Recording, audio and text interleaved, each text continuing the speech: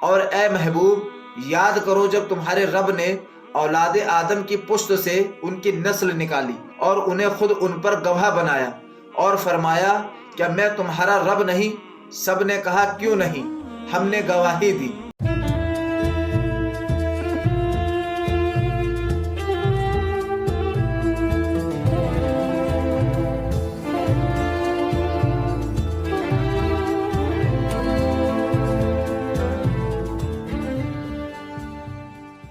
الحمد للہ رب العالمین والصلاة والسلام علی سید المرسلین، اما بعد فاعوذ باللہ من الشیطان الرجیم، بسم اللہ الرحمن الرحیم۔ السلام علیکم ورحمۃ اللہ تعالی وبرکاتہ۔ میرے پیارے ناظرین، اگر اللہ تعالیٰ چاہتا تو وہ حضرت آدم علیہ السلام کو درخت کا پھل نہ کھانے کا پابند ہی نہ کرتا اور کسی سبب کے بغیر زمین پر اتار دیتا، لیکن اللہ سبحانہ تعالیٰ کریم ہے اور کریم کی شان یہ ہے کہ کسی سے اپنی نعمت حجت قائم کیے بغیر واپس نہیں لیتا،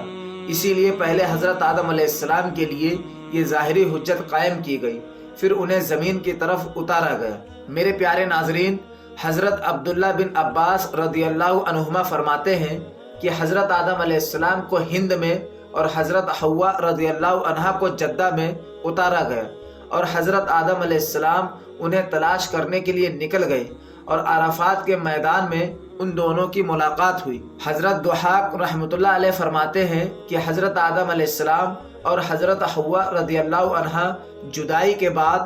9 ذی الحجہ کو عرفات کے مقام پر جمع ہوئے اور دونوں میں تعارف ہوا، اس لیے اس دن کا نام عرفہ اور مقام کا نام عرفات یعنی پہچاننے کی جگہ ہوا۔ میرے پیارے ناظرین، جب حضرت آدم علیہ السلام زمین پر تشریف لائے تو اللہ تعالیٰ کی بارگاہ میں توبہ و رجوع کے لیے ایک عرصے دراز تک روتے رہے۔ چنانچہ حضرت بریدہ رضی اللہ عنہ سے روایت ہے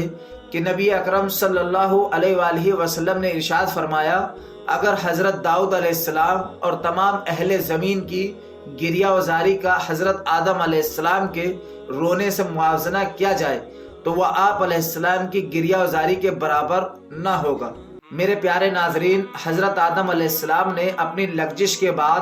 جس طرح دعا فرمائی، اس میں مسلمانوں کے لیے یہ تربیت ہے کہ ان سے جب کوئی گناہ سرزد ہو جائے تو وہ اللہ تعالیٰ کی بارگاہ میں اپنے گناہ پر ندامت کا اظہار کرے اور مغفرت و رحمت کا عاجزی سے گڑ گڑا کر سوال کرے۔ میرے پیارے ناظرین، حضرت آدم علیہ السلام کی توبہ کے کلمات سے متعلق روایات سے یہ بھی ثابت ہوا کہ بارگاہ الہی کے مقبول بندوں کے وسیلے سے جیسے بحق فلاح اور بجائے فلاح کے الفاظ سے دعا مانگنا جائز اور حضرت آدم علیہ السلام سے ثابت ہے۔ سامعین، علامہ نجم الدین الغدی شافعی رحمۃ اللہ علیہ نے لکھا ہے کہ سب سے پہلے نماز حضرت آدم علیہ السلام نے ادا فرمائی اور مختلف افعال پر مشتمل خشوع خضوع والی نماز پابندی کے ساتھ ادا کرنے کا حکم آپ علیہ السلام پر ہی نازل ہوا۔ حضرت ثوبان رضی اللہ عنہ سے مروی ہے کہ حضور اکرم صلی اللہ علیہ وآلہ وسلم نصف النہار کے بعد نماز پڑھنا پسند فرماتے تھے۔ حضرت عائشہ رضی اللہ عنہ نے عرض کی، میں آپ صلی اللہ علیہ وآلہ وسلم کو دیکھتی ہوں کہ اس وقت آپ صلی اللہ علیہ وآلہ وسلم نماز پڑھنا پسند فرماتے ہیں، اس میں کیا حکمت ہے؟ ارشاد فرمایا، اس گھڑی میں آسمان کے دروازے کھولے جاتے ہیں اور اللہ تعالیٰ اپنی مخلوق کی طرف نظر رحمت فرماتا ہے، اور یہی وہ نماز ہے جسے حضرت آدم، حضرت نوح، حضرت ابراہیم، حضرت موسیٰ اور حضرت عیسیٰ علیہ السلام پابندی کے ساتھ ادا فرمایا کرتے تھے۔ میرے پیارے ناظرین، حضرت عطا رحمۃ اللہ علیہ فرماتے ہیں، حضرت عمر بن خطاب رضی اللہ عنہ نے حضرت کعب رضی اللہ عنہ سے فرمایا، مجھے اس بیت یعنی خانہ کعبہ کے بارے میں بتاؤ کہ اس کا کیا معاملہ تھا۔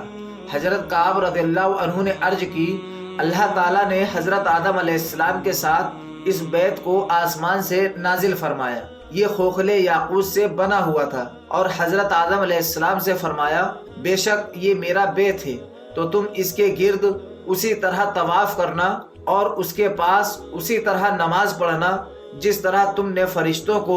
عرش کے گرد طواف کرتے اور نماز پڑھتے دیکھا ہے۔ میرے پیارے ناظرین، اس بیت کے ساتھ فرشتے بھی اترے اور انہوں نے پتھر سے اس کی بنیاد بلند کی، پھر ان بنیادوں پر اس بیت کو رکھ دیا۔